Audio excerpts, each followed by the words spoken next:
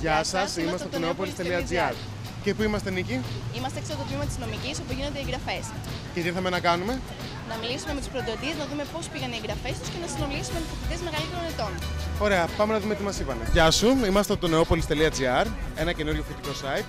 Είστε πρωτοετής, μόλις γράφτηκε? Μόλις τώρα έκανα την εγγραφή. Νομική Σχολή Αθηνών. Πρώτη επιλογή να αποθέσω. Πρώτη επιλογή, φυσικά. Τι αποτέλεσε κριτήριο για σένα για να διαλέξεις τη νομική? Πιστεύω ότι οι δρόμοι που μου ανοίγονται ταιριάζουν περισσότερο στο χαρακτήρα μου, τέλος πάντων. Δικηγορία, νομική σύμβουλος, δικαστικός. Πολύ ωραία. Οι κομματικές παρατάξεις έχουν ενοχλήσει καθόλου ή η παρουσία τους δεν σε ενοχλεί? Όχι, η παρουσία τους δεν με ενοχλεί. Είναι βέβαια πιο έντονη από ό,τι ήταν στη Θεσσαλονίκη, αλλά δεν με ενοχλεί, όχι. Ίσα-ίσα κάποιοι σε ενημερώνουν για κάποια θέματα της σχολής, οπότε είναι εντάξει, πιστεύω. Τα στάκια σου είναι συγκεκριμένα ή θα γνωρίσεις εδώ παιδιά καινούργια, οπότε θα αλλάξει? Γενικά ξέρω πολλά άτομα από νομική, οπότε φαντάζομαι θα τα βρούμε τώρα αυτά σιγά-σιγά στην πορεία. Την εγγραφή σου την έκανες μόνος σου ή βοήθησε κάποιος μεγαλύτερος? Μόνος. Οκ, ευχαριστώ πολύ. Υπάρχουν κάποιες φήμες για τα επιπληρωμή συγγράμματα. Ποια πιστεύεις, μάλλον ποια είναι η άποψή σου για αυτό το θέμα? Για τα επιπληρωμή συγγράμματα, ναι, υπάρχουν κάποιες φήμες, κάποιες διαρροές, δεν ξέρω αν θα γίνει κάτι τελικά. Αν γίνει, μάλλον πιστεύεις ότι θα επηρεάσει αυτό πολύ την τσέπη του Έλληνα φοιτητή? Σίγουρα, για μένα και αν υπάρχει σκοπός να κοπεί όντως το κονδύλι, θα πρέπει να υπάρχει μια μέριμνα με ένα εισοδηματικό κριτήριο σε ανακοπή για φοιτητές που μπορούν να πληρώσουν. Δηλαδή, όπως μπήκε το κριτήριο για τη σύντηση, να υπάρχει μια μέριμνα ώστε μόνο οι φοιτητές οι εύποροι να στηριχθούν τα συγγράμματα που έχουν τη δυνατότητα να πληρώσουν. Μιας που είμαστε σε συνθήκες κρίσης, πρέπει να είμαστε λίγο ρεαλιστές. Δεν μπορεί το κράτος να δαπάνει χρήματα για αυτούς οι οποίοι μπορούν να διαθέσουν και δεν έχουν πρόβλημα.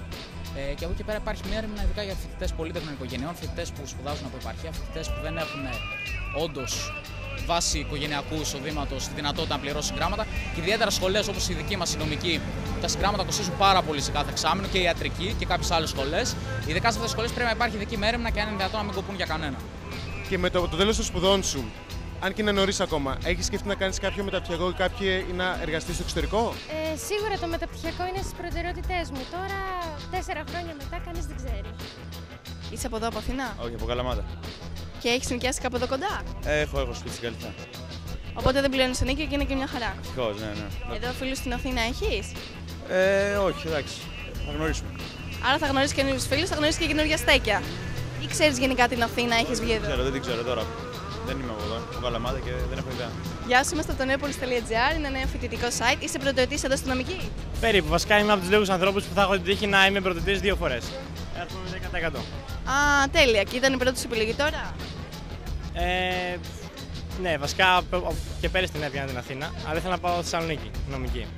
Αλλά φέτος λόγω επαγγελματικών υποχρεώσεων πρέπει να είμαι Αθήνα και οπότε θα έκανα το 10%. Πες μας, για όλα αυτά τα μέτρα που βγαίνουν για τα πανεπιστήμια, ποια είναι η δικιά σου γνώμη?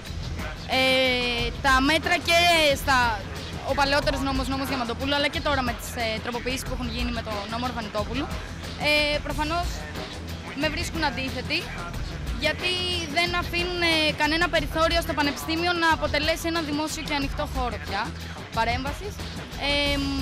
Και όσον αφορά τις περικοπές των συγγραμμάτων, μας δυσκολεύει πάρα πολύ αυτό το πράγμα οικονομικά, αλλά και στο διάβασμά μας κτλ.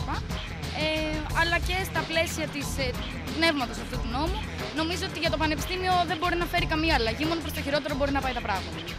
Σε ενόχλησαν καθόλου οι πολιτικές κομματικές παρατάξεις ή δεν σε πείραξε η παρουσία τους? Όχι, απλά βοήθεια ήθελα να προσφέρω, τίποτα άλλο. Εντάξει, ναι, μια χαρά.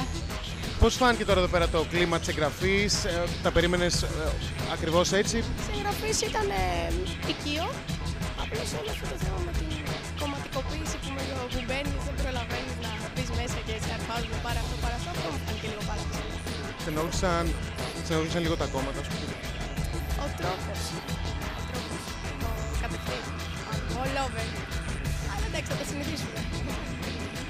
Μιας και βρεις στο 4ο έτος και ουσιαστικά τελειώνεις τις σπουδές σου, μέχρι τώρα ποια πιστεύεις είναι τα μέλανά σημεία που συνάντησες στη διάρκεια αυτών των σπουδών? Νομίζω ότι υπάρχει μια τεράστια γραφειοκρατία, ακόμα και σήμερα εδώ που βρισκόμαστε για τις εγγραφές. Θα μπορούσε να γίνεται κάτι τέτοιο ηλεκτρονικά. Λόγω οικονομικών του σχολείων δηλαδή μοιράζετε τα έξοδα? Ναι, αυτός μαγειρεύει, εγώ σκουπίζω. Αντρέα. Νίκη. Πώς φάνηκε το σήμερα στην νομική? Φάνηκε πάρα πολύ ενδιαφέρον. Οι πρωτοτήσεις τα είπαν έξω από τα δόντια. Είχαμε αισιοδοξία, είχαμε αισιοδοξία. Εσένα πώς φάνηκε τα πράγματα? Καλά, είχαμε και παιδιά από τα κόμματα που μίλησαν, οπότε είμαστε κλείσει από απαντήσεις. Ωραία. Θα επιστρέψουμε Εννοείται, σύντομα. στο neopolis.gr.